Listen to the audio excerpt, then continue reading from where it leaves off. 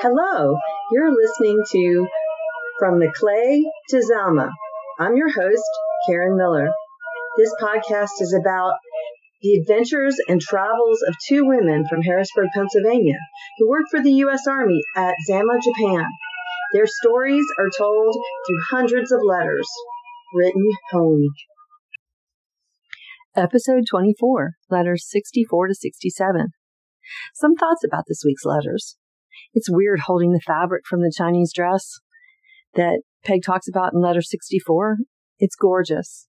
It's silver. It's got Japanese vases on it. It's yellow. The vases are yellow and black and red, and everything's gold. It's just really gorgeous. So I've had the dress since the mid-1990s, and I think I've worn it twice. It is one of my most cherished possessions, and clearly meant a lot to Peg too. When she gave it to me, she said I should save it for an invitation to the embassy. So I've always called it the embassy dress. I tried to find a photo of the Hakata doll that Bird got Peg for Christmas, the one with the hurt leg. But considering the somewhat gory subject, I guess it isn't one of the ones that has survived over the years. I would love to see it, though. I also wish they had gotten the camera and taken pictures of the Christmas party at the billet. I remember the pictures of Helen and John that they talk about having gotten for Christmas. They were in these really unusual, lovely leather cases that could be opened and closed, and I always liked holding them when I was little. So unlike anything else I'd ever seen in the way of picture frames. And they both look happy in the pictures. Peg has used the term Nisai a few times, and I've discovered that means children of Japanese immigrants born and educated in a different country other than Japan. The term began to be used in the 1920s when the U.S. started to limit immigration from Japan. I guess there are many of these bilingual people working for the Army offices at that point. The expense of the phone call was significant. 3 minutes back then would cost the equivalent of $138 in today's money. It also sounds like the quality wasn't very good and they had trouble hearing each other, which I'm sure was disappointing. So let's get right into letter 64 from Peg, written the 22nd of December, 1953, from Camp Zama. You dear darling little stinkers, I'm just thrilled to death over the pictures. They are just wonderful. They are so good of each of you that you look real, as if you aren't, but you do look like you're here in person. Everyone thinks you're just the cutest and nicest looking parents any gal could be lucky enough to have. When did you have them taken? And the cases are just lovely. Gee, I was so excited that I shook all over when I opened them. Bless your little hearts. Did you give them to the rest of the folks for Christmas too? By this time, I suppose you have gathered that we had our Christmas party and opened our gifts. Last night it all happened. Gad, what a good time. Jeanette stayed out here all night for the occasion. We made sandwiches out of the Lebanon bologna and cheese and put out dishes of pickles, olives, cookies, cake, candy, peanut butter crackers, and stuffed dates. Katie loaded us her little Christmas tree that has the red and silver balls on it. Bern bought some holly branches, and we used the bayberry candles and Santa Claus candles for decoration. We lit the candles and only used my bedside lamp for illumination. It did look real cute, if I must say. Some of the gals ate their supper with us, and the rest stopped in after they'd eaten in the mess. Dottie and Ed Jones, friends of Bern, dropped by, and Bern entertained them for a while in the lounge because no males are allowed in the billet. Darn. Well, the girls got excited and anxious to see us open our gifts, that we didn't wait for Bern, and we started right in. And such excitement. Everyone made guesses as to what was in each package, and we had many laughs. The things are just lovely. Thanks many, many times for everything. And please tell everyone that I said thank you until I get a chance to write each one a letter and tell them personally. Duff and Ray sent us each a lovely stole. Mine is pink and Bern's is white. Dan and Margaret sent each of us 3 pairs of nylons. I got 8 pair altogether. Isn't that wonderful? And I was down to my last pair, too. Sally Conrad sent us stockings, too. Mark and Sis sent us earrings, a darling little stamp box from Marky, the slob, and a manicure kit. Hen, Ann, and Darlis each sent us a stick of Yardley's Bond Street cologne. You probably know what the Harrisburg folks sent us, so I won't go into detail, but we just loved everything. I'm wearing my sweater today. Oh, almost forgot. Barb and Ron sent each of us a darling brushed rayon nightgown. Gad, what luxury. Thanks again for everything, but the picture of you two really took the prize, your little dolls. Then Bern came in and we went through the same excitement all over again, except the gals told her what each present was before she opened it. She pretended to be mad at us, but we almost all got hysterical laughing about it. Jeanette was so excited about the presents that I left her open some of mine. She was so thrilled that you would have thought they were her gifts.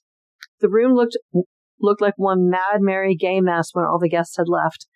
Bern and I did a little bit of cleaning up, and we left the rest for Yamanuchi. All in all, everyone enjoyed the party, and I think I did more than anyone.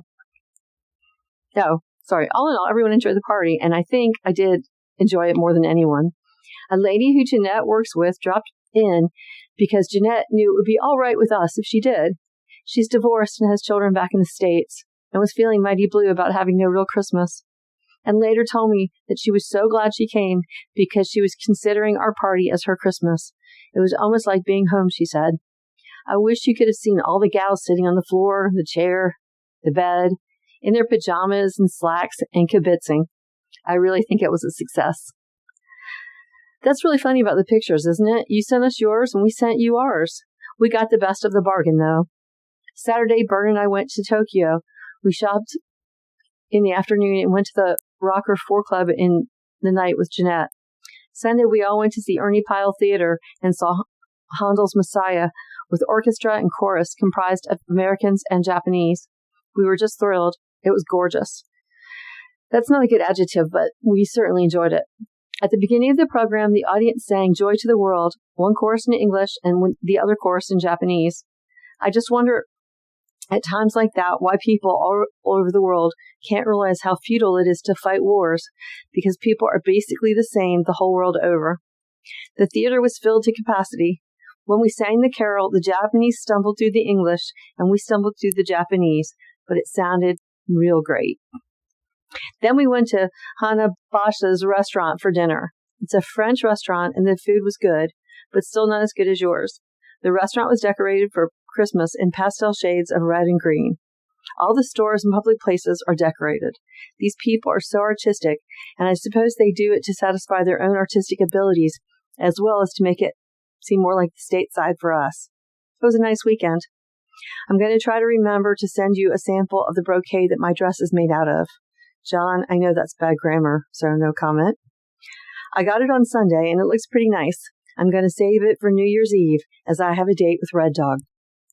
We've gotten quite a few Christmas cards, and they sure mean much more over here than they did back home. Today, I got a real nice one from Jim with a note in it. Doris Rattle wrote me a letter and caught me up on the latest gossip from home. I got one, too, from Pete and Avis, and I half forgive them for not writing.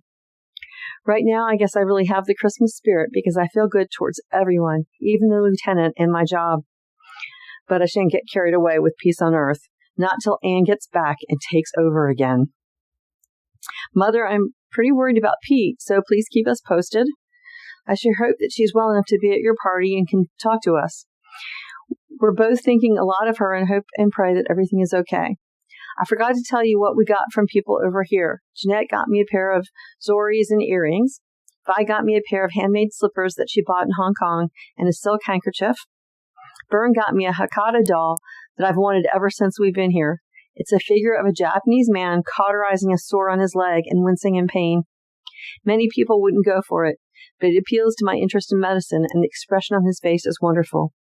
She gave me a pair of earrings, too. I really should get to work now.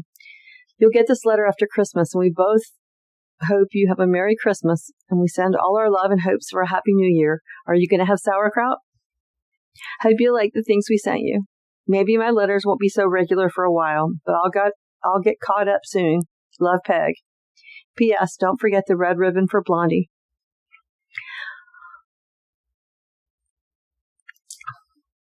Letter 66 includes an article in the Stars and Stripes about a charity at the Sabai orphanage where they visit on Christmas.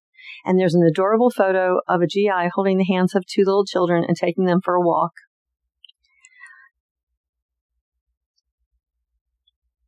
Letter 65,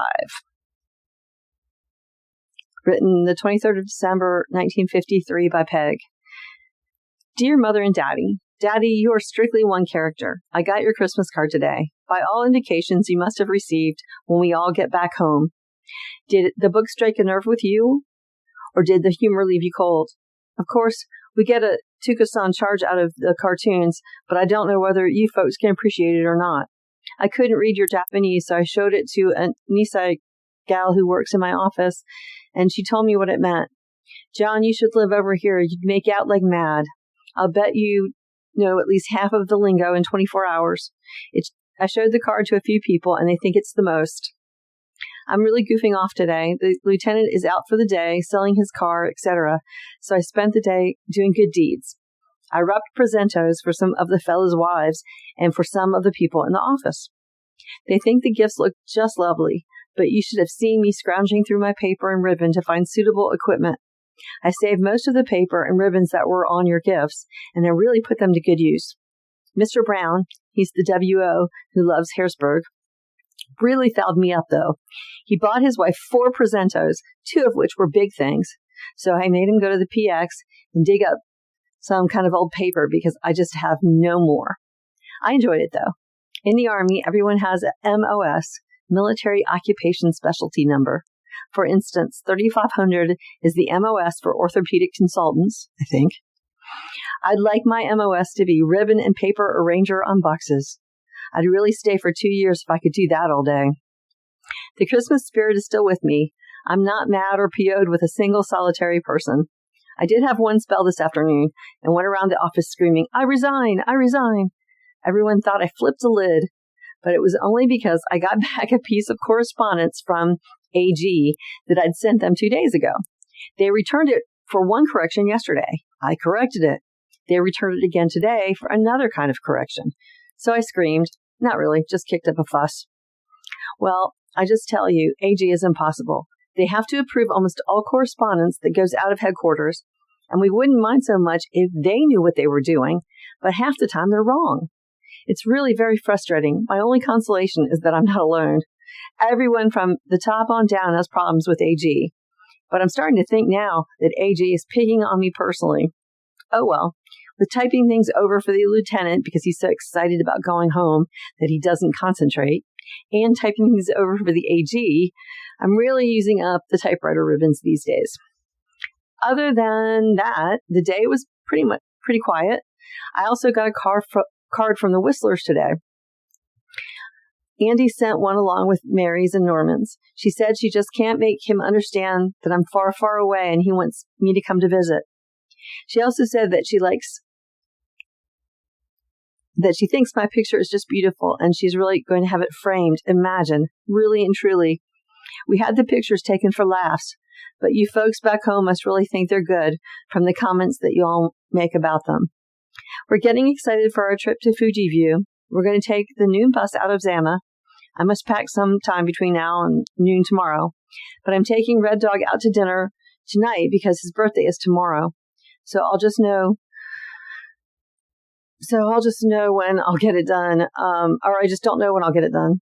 I have just scoshy work to do tomorrow, and Lieutenant Israeloff said I could finish it and then leave early. So I'll throw things in and take off.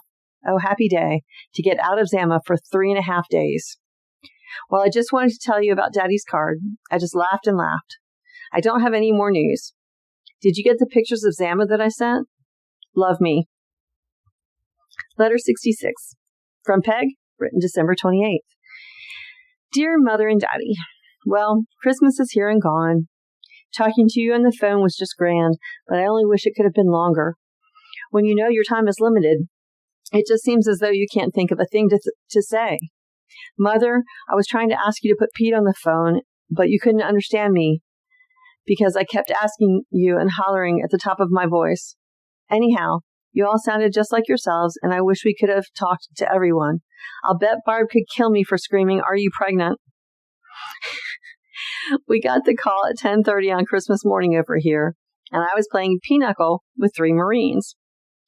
Our weekend was just lovely. The weather was cold and crisp. The hotel, as you can tell by its name, is situated so that Fuji is right smack in front of it. Golly, is it ever big. I'm going to climb it next summer. We met Tokusan men and just partied all weekend.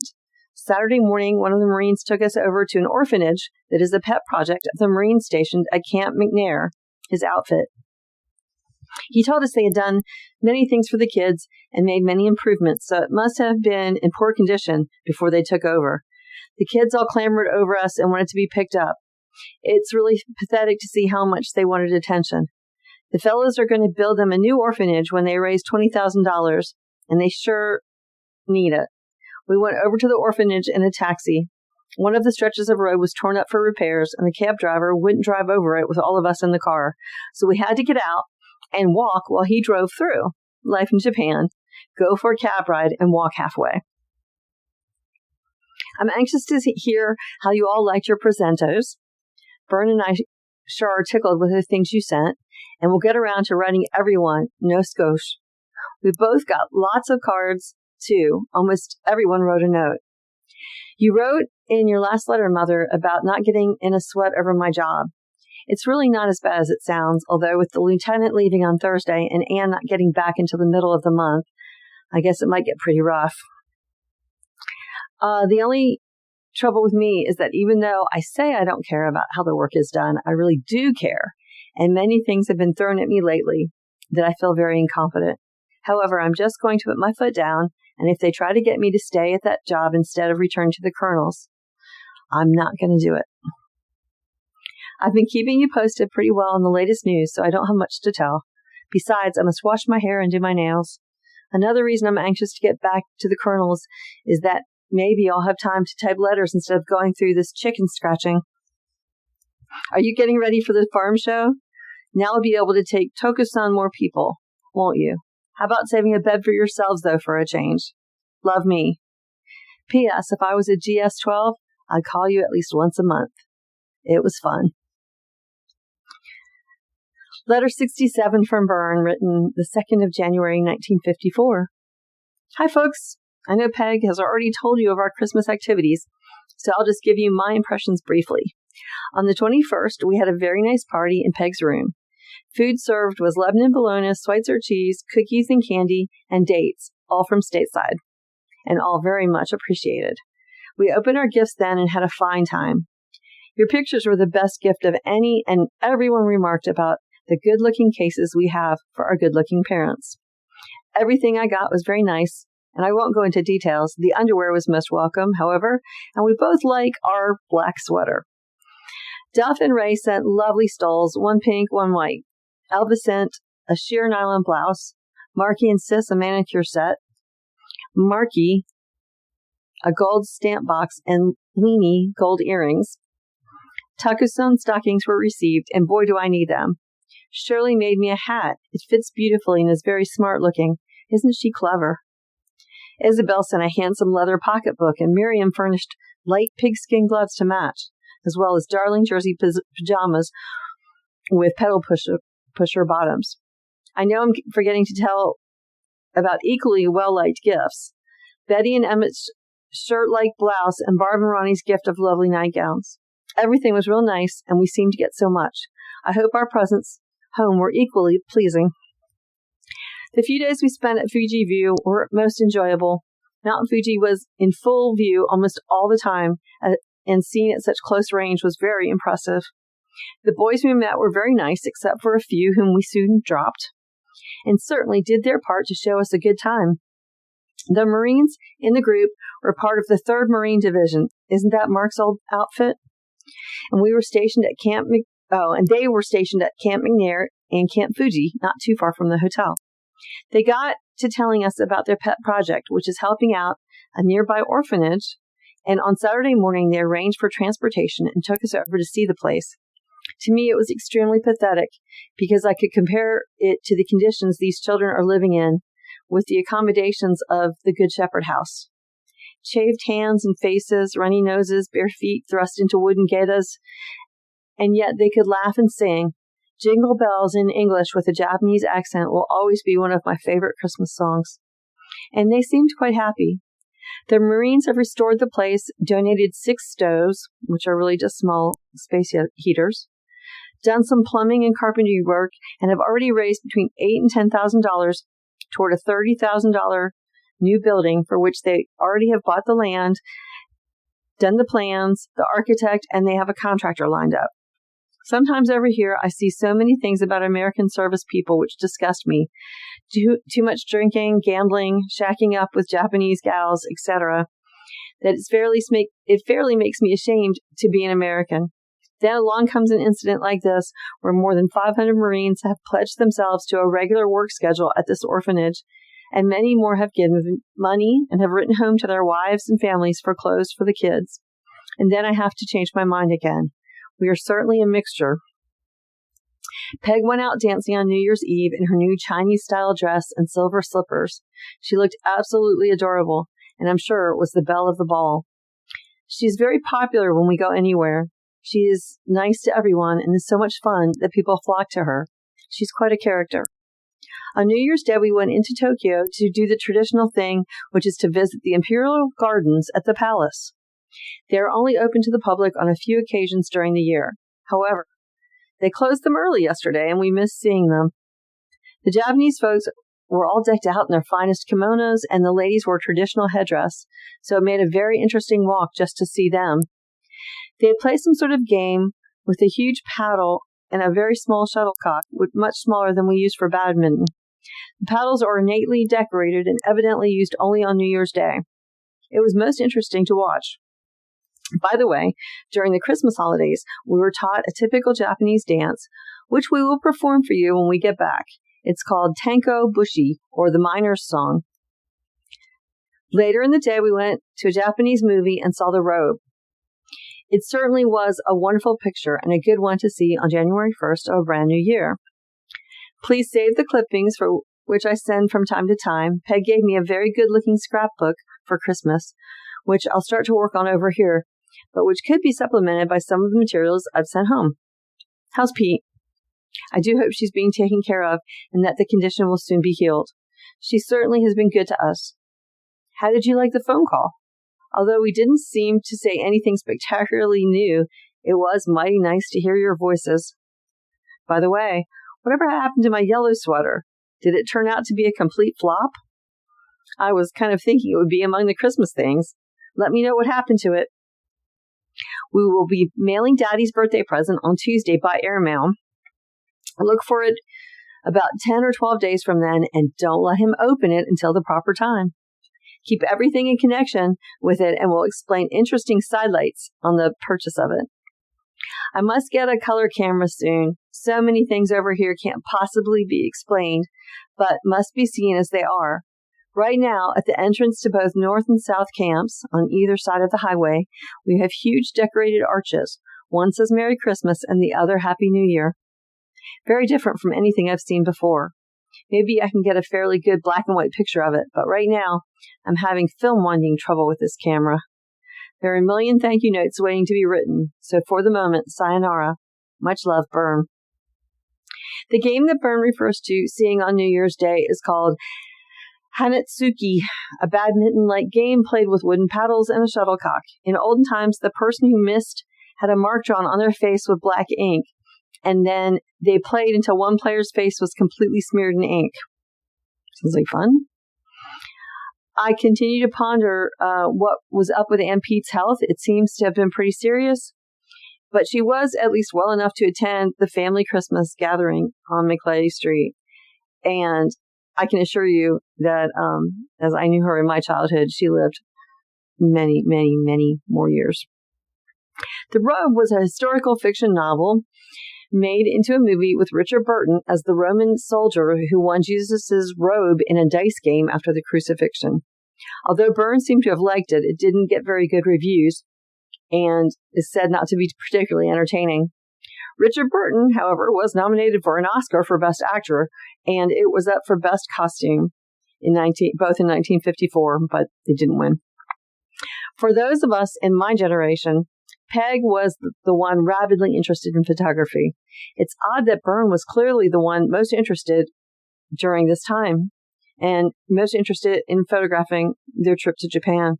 I can assume that Bern is actually the photographer behind some of the really lovely pictures of Peg during their tenure in Japan.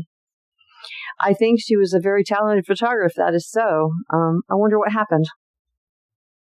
I hope you're enjoying the podcast, and if you are, please subscribe in Spotify. On Apple Podcasts, hit the plus button in the top right hand and rate. This will help my listeners find my podcast more easily. You can access the show's website at www.FromMcClayToZama.com, where I've posted photos and links from the episodes. The podcast is now available on iHeartRadio, Pandora, Patreon, and Amazon as well. New episodes will be available each Friday morning. Have a great week.